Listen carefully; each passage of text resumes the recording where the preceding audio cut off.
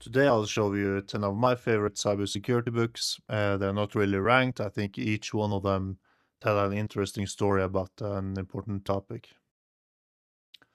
Countdown to Zero Day by Kim Setter is one of the most important cybersecurity books you can read.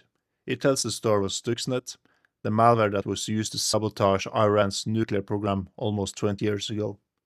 This was the first widely confirmed example of a digital attack causing physical destruction, and it changed kind of how the world thought about cyber war. What makes the book so good is that it explains a very technical story in a way that stays engaging and understandable. It's not really just about malware, it's about what happens when that code, that malware, is transferred into a weapon. If you want to understand why Stuxnet mattered so much, read that book. The next book is The Red Web. This book looks at the fight over internet freedom and surveillance in Russia, and it feels just as relevant now as when it was written. It shows how information control evolved from the Soviet era into the modern internet age, and how digital platforms can be used both to suppress people and to fight back. What I like about this one is that it gives you a much better feel for how authoritarian power, surveillance, and digital influence actually work in practice. If you want a broader geopolitical understanding of cybersecurity, this is a very good read. The Cuckoo's Egg is a classic. It starts with a tiny accounting discrepancy, just 75 cents, and turns it into the real story of a hacker infiltrating the US government and academic networks in the 1980s. What makes it so valuable is how it clearly shows the fundamental of good security work: curiosity, persistence, and attention to detail. There are no flashy modern tools, just patient investigation and someone following the evidence.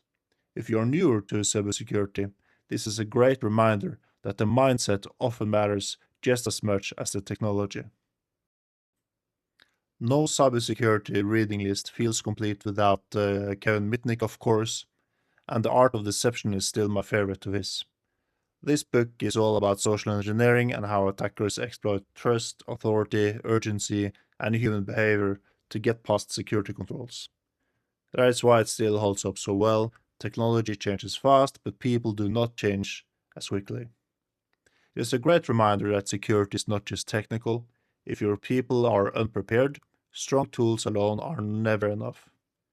If you work in phishing, awareness, red teaming, or just security in general, this is absolutely worth reading. This next one is a bit different, but it's especially good if you are moving beyond just purely technical work. It's called How to Measure Anything in Cybersecurity Risk. A lot of people in security can identify problems. A lot fewer people can actually explain them in a clear way to leadership, in a way that drives good decisions. This is where I see a lot of pentesters fail, and it's where this book stands out. It helps you think more about risk and certainty and how to communicate security in a way that makes sense to non technical decision makers. If you are interested in leadership, governance, or eventually moving towards a CISO type role, this is one of the most useful books I've read. The book Sandworm is one of my favorites. It follows the Russian linked group behind some of the most damaging cyber attacks in recent history, including attacks on Ukraine's power grid and the release of NotPetya.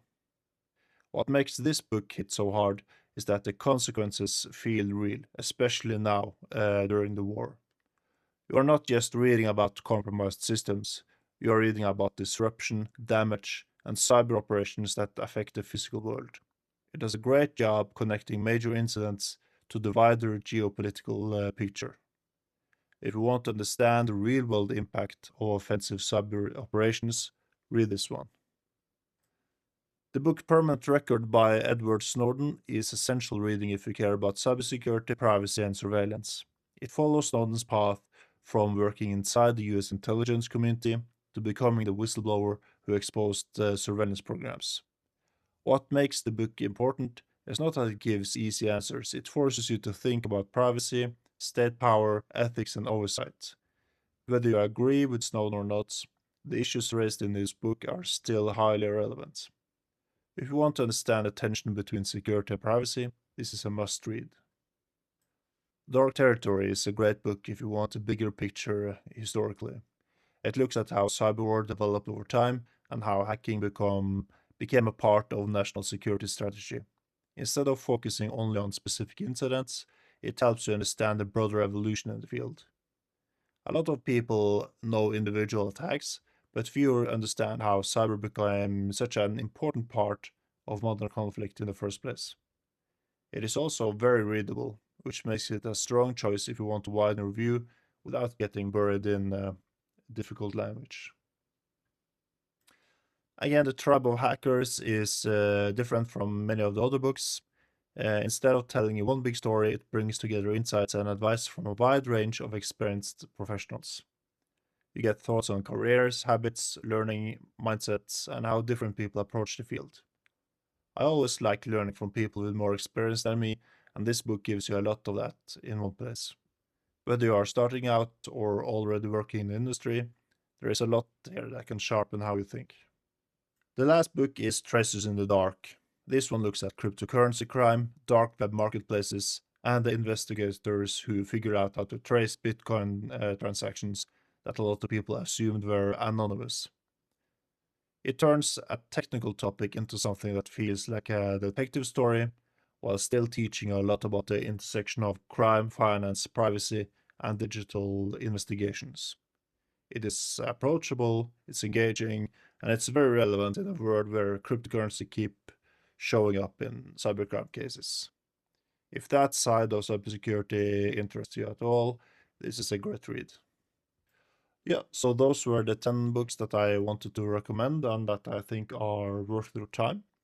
What I like about the list is that it's not just technical. These books will help you understand the bigger picture. That matters because it helps you understand your customers, the context they live in, the world they live in, and not just learning the technical side of the work. If you think I missed a book that deserves to be here, please comment and let me know. I'm always up for discovering other great books. And if you enjoyed the video, please like and subscribe, of course, so I can make more content like this. Thanks.